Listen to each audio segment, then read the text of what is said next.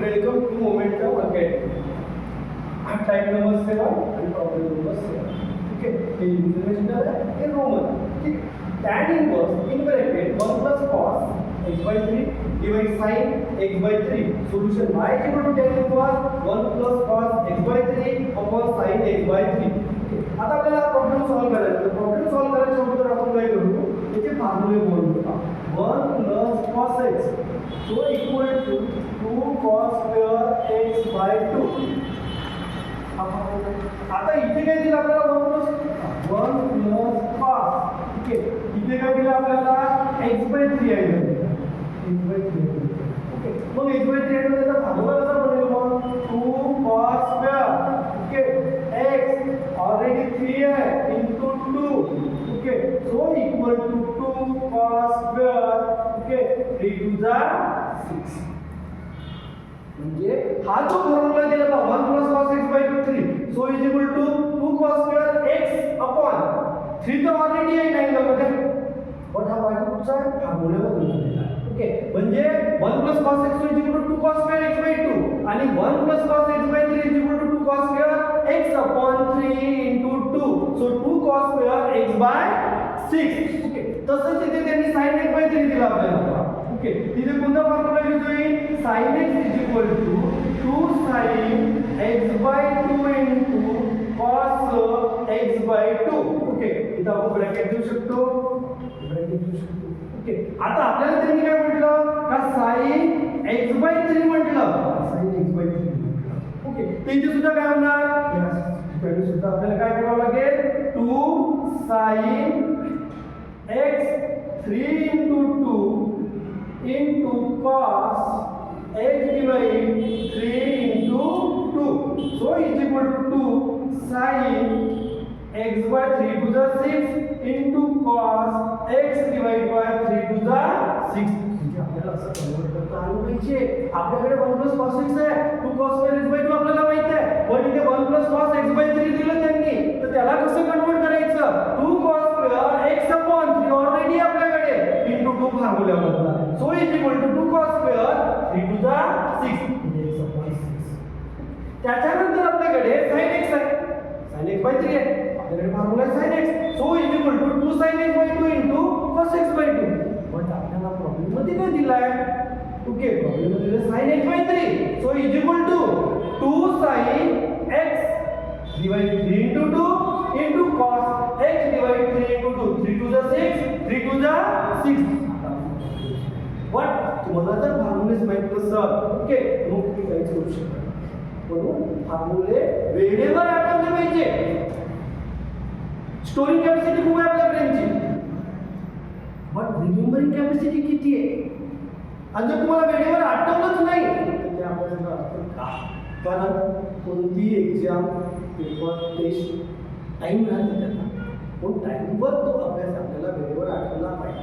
Okay, तर मग इथे काय करणार आपण, y equal to tan inverse.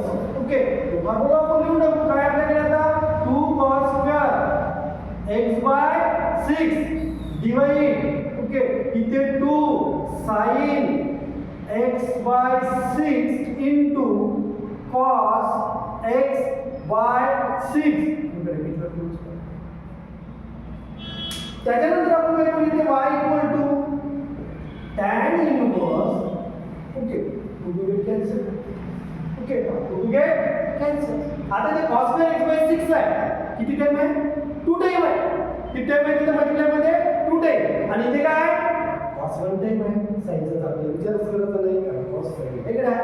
Okay, इथे cos square x/6 2 टाइम आहे मल्टिप्लाय मध्ये, इथे 1 टाइम आहे, तर याच्यामधला एक cos x/6 हा डिवाइड मधला cos x/6 काय होणार, कॅन्सल होणार. मग आपल्याकडे टू गेट कॅन्सल केला आपण, मग आपल्याकडे काय होईल बेटा, cos x/6 divide sin x/6.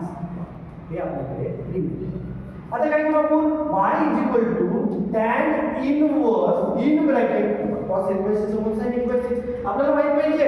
Okay, तर आता इथे जर आपण हे करतो म्हटलं, ओके, तर काय आपल्याकडे cos x/6 divide by sin x by 6 so is equal to cot x by 6 कशावर लिहिलं आपण आपल्याकडे cos x upon sin x so is equal to काय होतं आपल्याकडे cot x त्याचं उलट केलं तर tan x होते sin x upon cos x होते tan x होते मग इथे काय करणार मी cot x by 6 म्हणजे cot x by 6 ओके ते घेतल्यानंतर tan इनवर्स काय असेल तर कॅन्सल होईल पण इथे tan इनवर्स काय आलं cot आपल्याकडे तर फॉर्म्युला आहे ना ओके cot चा tan इनवर्सचा फॉर्म्युला आपल्याकडे कोणता फॉर्म्युला आहे so y is equal to tan inverse tan pi by 2 minus x by 6 cot चा बनला tan बनला ओके कसा बनला pi by 2 minus x by 6 okay मला लक्षात घ्या जर तुम्हाला जसं आता इथे जर आपण ग्रुप मध्ये घेतो म्हणलं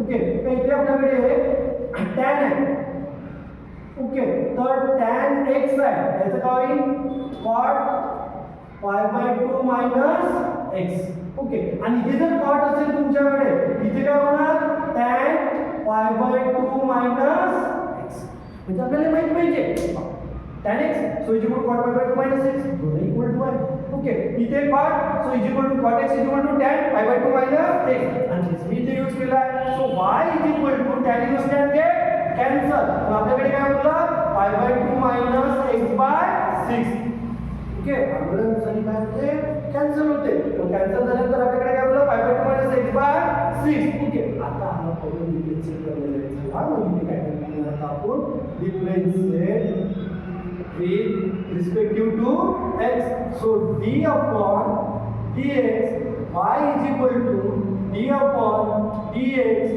pi by 2 minus 1 by 6 d upon dx x okay आता काय करावं लागेल आपल्याला का y चा डेरिव्हेटिव्ह काय ते dy upon dx so is equal to pi by 2 चा डेरिव्हेटिव्ह 0 कारण ते कॉन्स्टंट फंक्शन आहे x y मल्टिप्लाय डिवाइड मध्ये नाही या 0 झाला मायनस 1 by 6 x चा डेरिव्हेटिव्ह 1 पण आपण x ने डिफरन्शिएट केला इथे dy upon dx so is equal to minus 1 by 6 minus 1 by 6 dy upon dx equal to minus 1 by 6 आपला काय झाला रिझल्ट ओके